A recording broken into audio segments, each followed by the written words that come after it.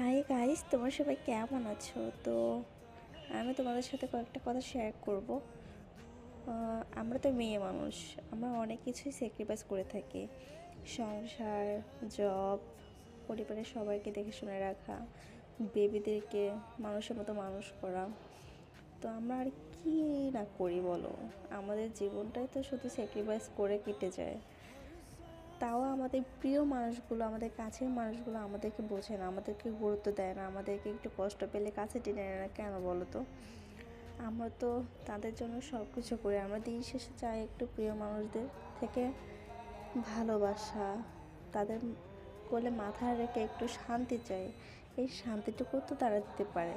তো তাদের একটা কথাই বলতে চাই, তোমাদেরকে আমরা কখনোই খারাপ দেখি না বা খারাপ রাখতে চাই না, কিন্তু আমাদের কষ্টটা একটু বুঝো। আমরাও তো মানুষ, আমরাও তো দিন শেষে সব কিছু সামনে তোমাদের কাছেই থাকি।